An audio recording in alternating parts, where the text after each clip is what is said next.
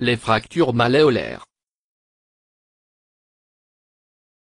Définition, généralité. Fracture de la partie distale de la fibula et du tibia appelée malléole externe et interne. Articulaire et donc génératrice d'arthrose. Très fréquente, troisième rang. Compromettent la stabilité transversale de la cheville. Déstabilisation peut être simplement osseuse. Peut être aussi ligamentaire. Urgence thérapeutique, restitution de l'anatomie la plus parfaite possible. Pronostic le plus souvent lié aux dégâts cartilagineux engendrés par le traumatisme. Rappel anatomique. C'est l'articulation qui réunit les deux os de la jambe, au talus. C'est l'articulation qui réunit les deux os de la jambe, au talus qui est un os court du pied et qui forme le sommet de la voûte tarsienne. C'est l'articulation distale du mi. C'est une trochléenne égale. Ces surfaces articulaires sont en forme de poulie et les os adjacents ne pourront pivoter que dans un seul plan, elles ne possèdent qu'un seul degré de liberté. Elle va donc permettre d'effectuer des mouvements de flexion-extension du pied par rapport à la jambe. Les ligaments de systèmes principaux, l'UEI, de systèmes accessoires, LGTS en point et poste. Vue postérieure. Vue antérieure. De systèmes principaux, l'UEI, de systèmes accessoires, LGTS en. De systèmes principaux, l'UEI. De systèmes accessoires, LGTS en point et poste. Vue interne. Vue externe. Les ligaments latéraux. Ils constituent l'essentiel de l'arrail ligamentaire de la cheville. On les considère même comme les prolongements et les compléments des malléoles, d'autant plus que leurs fibres se poursuivent dans le périoste, expliquant la formation de poches de décollement dans certaines entorses. Le LI, 0,3 faisceaux distincts qui divergent au départ de la mi, faisceau antérieur, moyen et postérieur. Deux vont vers le talus, et un vers le calcanéum. Le I, deux plans, un profond et un superficiel. Le plan profond est constitué par deux faisceaux tibio-taliens, le faisceau antérieur et le faisceau postérieur. Le plan superficiel, très étalé et triangulaire, forme le ligament deltoïdien. Les ligaments antérieurs et postérieurs. Ces ligaments ne sont en fait que des renforcements capsulaires. À ce niveau, en effet, ce sont les tendons qui jouent le rôle des ligaments. On peut comparer la tibio-tarsienne à un modèle mécanique où la pièce inférieure est représentée par le talus supportant une surface cylindrique à grand axe transversal, et où la pièce supérieure est l'extrémité inférieure du tibia et de la fibula formant un bloc dont la face inférieure est creusée d'un segment de cylindre identique au précédent. Rappel biomécanique. La cheville est une articulation fortement emboîtée n'autorisant qu'un seul mouvement de liberté dans le plan sagittal, elle est couplée fonctionnellement au complexe articulaire de l'arrière-pied. L'articulation fibulo-tibio-talienne est à même de supporter des forces considérables pouvant atteindre physiologiquement 200 kg. Endédé par la mi mais aussi le faisceau antérieur du plan profond du I, frein de la rotalienne. En avenue par la berge antérieure du pilon surtout en avenue et en DH dans le plan du tubercule tibial antérieur où le contact est particulièrement serré. En arrière par la marge postérieure qui est proéminente et descend plus bas que l'antérieure, malléole postérieure de Desto, et qui est doublée sur sa moitié externe par les fibres inférieures du ligament fibulo-tibial postérieur, ligament transverse. En DH par la syndesmose où les ligaments fibulo-tibiaux inférieurs assurent la stabilité antéro-postérieure du fibula dans la cavité sigmoïde du tibia alors que la myosoodiastasis fibulo-tibiale dans le plan frontal. La continence de la mortaise est assurée. La continence de la mortaise. Marge poste du pilon. Mi-FX profond I. Syndesmose. Liftimio. Berge en du pilon surtout EN avenue et ENDH, mobilité. Flexion-extension. L'inversion associe, flexion plantaire, supination. Rotation interne du pied. L'éversion associe. Flexion dorsale. Pronation. Rotation externe du pied. Supination-pronation. Adduction-abduction. Le mécanisme. Le plus souvent indirect par un mouvement passif forcé associant diversement adduction ou abduction et rotation axiale. Le pied étant fixé au sol, le mouvement forcé du segment jambier détermine la fracture.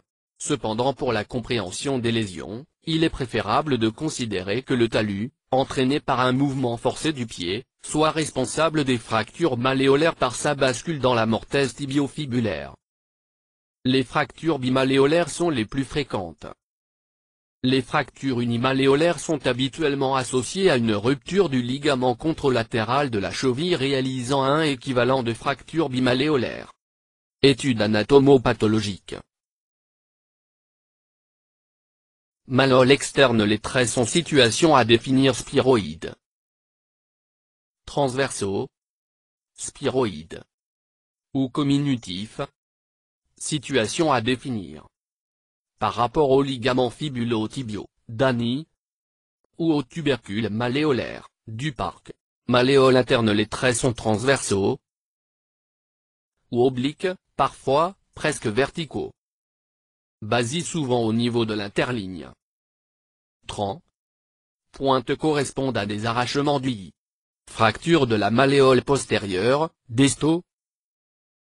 Rupture du ligament fibulo-tibial ou arrachement osseux sont des lésions équivalentes. Fracture de la malléole postérieure, desto. Classification anatomopathologique. Depuis les descriptions initiales, fin du XVIe siècle et début du XIXe, de Pott et Dupuy-Train, les fractures bimalléolaires ont fait l'objet de nombreuses classifications. Celles-ci se fondent soit sur le mécanisme lésionnel, soit sur la hauteur du trait fibulaire par rapport à la syndesmose. Classification anatomopathologique. Le Auge, Hansen, 1942. Dany, Weber. Duparc, Alno, 1969. Classification de l'Auge Hansen. 4 types de gravité croissante définis par 2 termes. Position du pied lors du traumatisme.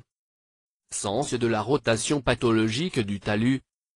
Supination RE où la lésion première est la rupture du ligament fibulo-tibial antérieur. Pronation RE où la fracture de la mi survient en premier. Pronation ABD, désorganisation grave de la syndesmose. Supination ADD, où la syndesmose est respectée. Classification de Dany, Weber. Hauteur du trait par rapport au ligament de la syndesmose. A. B. A. Sous-ligamentaire, Ri plus ADD. Me transverse plus mi-oblique. B. Interligamentaire, R. Me oblique plus rupture du tfia plus mi ou rupture I. C. Sus-ligamentaire, ABD. C1, ABD, me oblique basse. Rupture deltophie.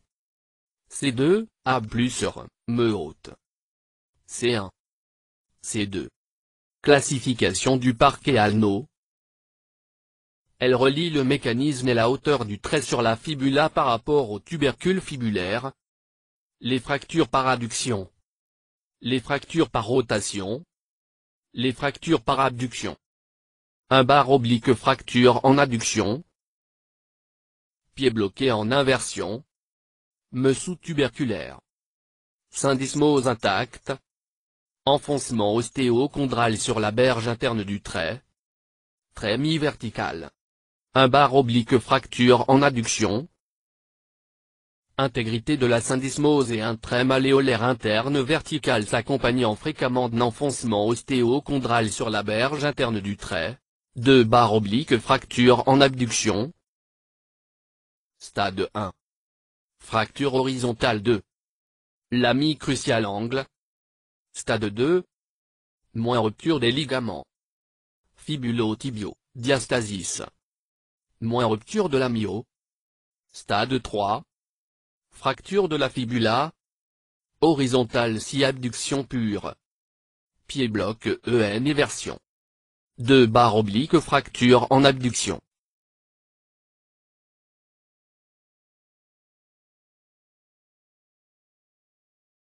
Fracture de Maisonneuve. Parfois le trait fibulaire est très haut situé, au niveau du col de la fibula, c'est la classique fracture de Maisonneuve. Pour ne pas la méconnaître devant une fracture apparemment isolée de la malléole interne, il faut palper la fibula sur toute sa hauteur et demander une radiographie de la jambe et du genou de face et de profil. Lésion malléolaire interne et un trait de fracture sur le col de la fibula volontiers spiroïde s'accompagnant de lésions très étendues de la membrane interosseuse. 3/_ fracture en rotation externe subtuberculaire, EN abduction. Stade 1, fracture de la malléole interne, OUI. Stade 2, rupture du ligament fibulo-tibialan, diastasis plus. Stade 3, fracture de la fibula, oblique en bas et arrière, haute ou basse. Stade 4, rupture du ligament fibulo-tibial post, membrane interosseuse, diastasis plus. FR de Dupuytren. Fracture de Dupuytren. 4/_ fracture en rotation externe intertuberculaire, EN adduction. Stade 3. Fracture de la mie. Trait transversal, OUI. Stade 2. Fracture spiroïde de la me. Rupture du ligament FTP. Diastasis plus. Stade 1. Rupture du ligament phta ou arrachement de l'insertion.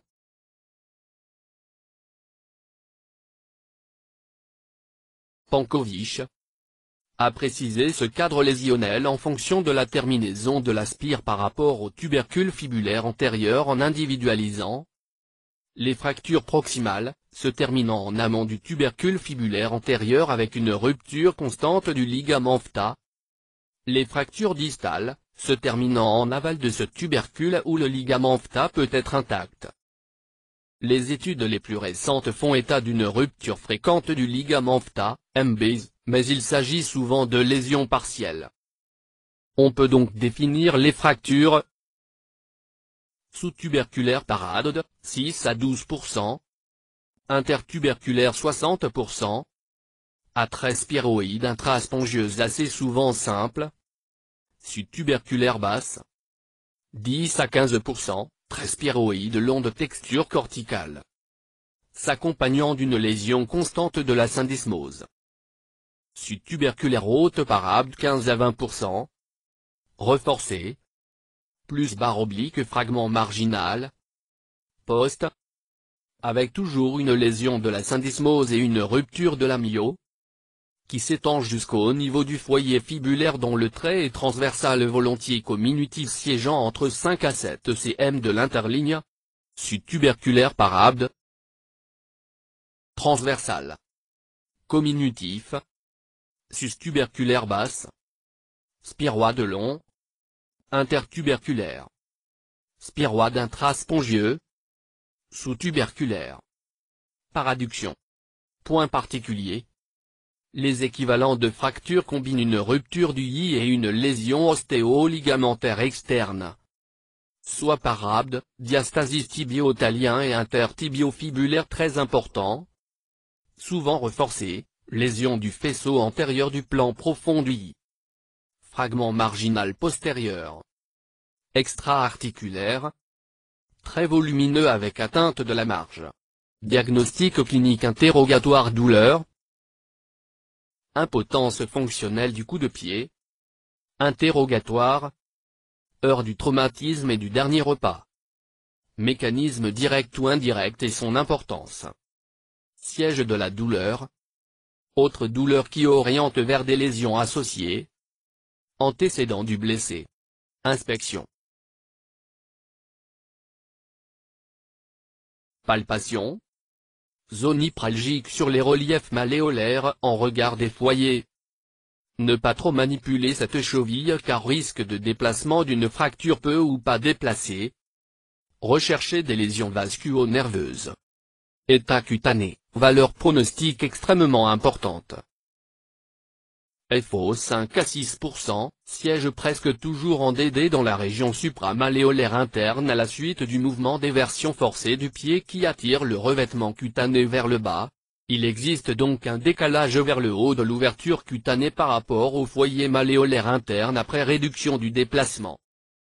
Rarement l'ouverture siège en DH et fait suite à un traumatisme direct. L'ouverture cutanée associe sur le plan infectieux les inconvénients d'une fracture ouverte et ceux d'une ouverture articulaire. Contusion dermique, mécanisme d'écrasement et comporte un risque majeur de nécrose cutanée. Diagnostic radiologique. Cheville face et profil et 2/3. Jambes face et profil. Examen tomodensitométrique. Cheville face et profil EN traction sous AG. Axe du tibia égale axe du talus. Superposition TF 8 mm. Interligne d'épaisseur constante. Diagnostic radiologique de cliché face et profil. Le débordement de l'ombre fibulaire sur le tibia est le double de l'espace clair entre le bord de la fibula et le tubercule antérieur de la malléole tibiale. Diastasis tibiofibulaire. Mesure du chevauchement du tubercule tibial antérieur sur la main. Mais cette image est trop dépendante de l'incidence Henry du tibia en R. En revanche, l'espace clair entre le bord interne de la fibula et le bord externe du tubercule postérieur peu influencé par la rotation permet une appréciation fiable et reproductible de la largeur de la syndesmose. Sa valeur est normalement de 3 à 4 mm. On saura ainsi différencier le diastasis intraosseux, qui correspond à l'écart interfragmentaire d'une fracture intertuberculaire. L'hémidiastasis antérieure, lésion isolée du ligament phta. Le mini-diastasis, lésion des deux ligaments phti. Et le maxi-diastasis, rupture des deux ligaments et de l'amio. Rappelons les conséquences biomécaniques sur la stabilité de la fracture du tubercule tibial antérieur, TIO au chaput, qu'il faut savoir dépister par une lecture attentive du liséré sous-chondral de la marge antérieure dans son secteur externe et la rarissime fracture d'Ahurst-et-Bromé, fracture bituberculaire. Lésion associée RX3-4 fracture des tubérosités tibiales. Fracture du tubercule postérieur dans les fractures interligamentaires. Fracture du tubercule antérieur qui associée à une fracture spiroïde de l'âme réalise la lésion d'astoléco-OP. Fracture parcellaire du pilon tibial.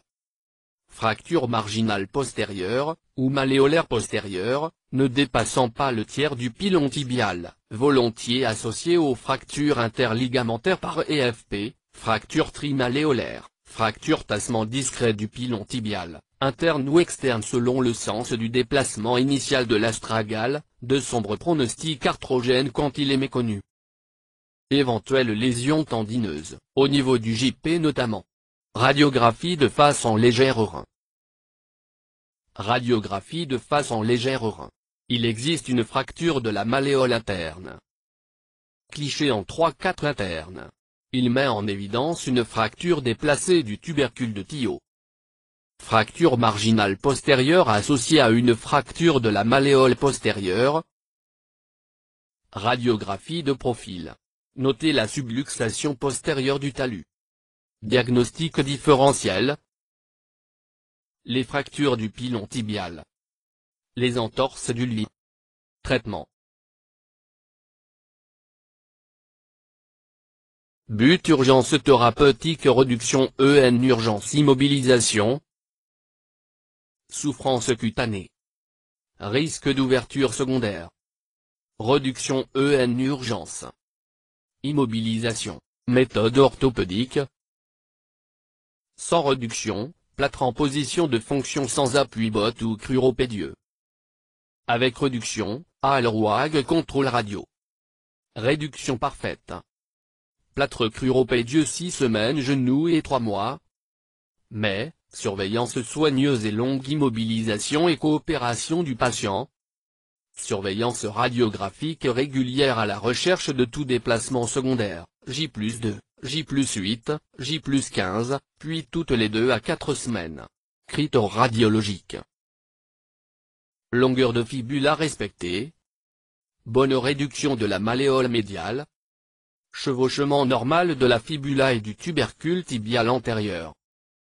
Interligne joue du talus minone élargi. parfaite congruence de l'interligne de face et de profil. Méthode chirurgicale voit d'abord du côté interne, comme du côté externe. On peut faire des incisions en avant ou en arrière des malléoles. Méthode chirurgicale.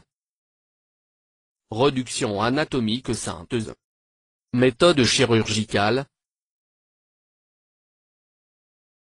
Indication TRT orthopédique. Fracture à revêtement cutané sain sans altération majeure de la continence du pilon tibial ou dont l'instabilité est maîtrisable par des moyens non chirurgicaux.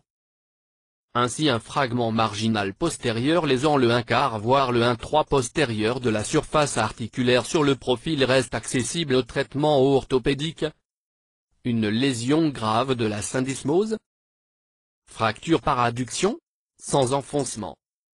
En définitive, le risque à long terme d'un traitement orthopédique bien conduit est la constitution d'une pince un peu large à l'origine d'une arthrose postéro-externe qui est très lentement évolutive et reste habituellement bien tolérée pendant plusieurs décennies. Indication: le TRT chirurgical est discuté dans deux circonstances. Moins l'une facultative en cas de fracture à très simple, garant de l'exactitude de la réduction d'une mobilisation rapide et des meilleurs résultats anatomiques et fonctionnels à distance. Moins l'autre obligatoire en cas d'instabilité majeure. Celle-ci peut être évidente, volumineux fragment marginal postérieur, dépassant la ligne médiane sur l'incidence de face, fracture du tubercule antérieur. Elle peut être également cachée, enfoncement ostéochondral notamment externe, association lésionnelle, fracture marginale postérieure de petite taille, enfoncement postéro-externe et rupture du ligament latéral interne. Orientation pronostique. Les facteurs ostéo-ligamentaires et extra-osseux permettent de déterminer, dès le premier examen en sachant que l'âge élevé, vulnérabilité du cartilage. Le type anatomique, les fractures subtuberculaires donnent 2 fois plus d'arthrose caractérisée que les fractures intertuberculaires. Et les problèmes cutanés, qu'il s'agisse de l'ouverture, responsable de plus de 50% d'arthrose caractérisée, ou de contusion dermique générant près de 30% de complications septiques, sont les facteurs pronostiques extrathérapeutiques les plus importants car ils traduisent, à l'exclusion de l'âge, la violence du traumatisme initial. Complications initiales précoces. Ouverture cutanée rare mais souffrance cutanée. Lésions vasculo-nerveuses, rares, déplacements très importants. Certaines affections générales peuvent aggraver le pronostic. Complications secondaires cutanées secondaires, des unions cutanées. Infections. Déplacements secondaires.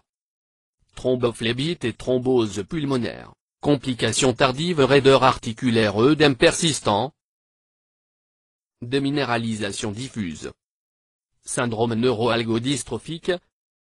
Pseudarthrose calvicieux. Arthrose. Conclusion. La condition sine qua non de la réussite du traitement orthopédique est le centrage italien qui doit demeurer stable sous plâtre jusqu'à consolidation. La qualité des résultats du traitement chirurgical est directement liée à l'exactitude de la réduction qui ne tolère aucun défaut et que quand cette condition est satisfaite, l'ostéosynthèse est en droit de faire espérer les meilleurs résultats anatomiques et fonctionnels à distance.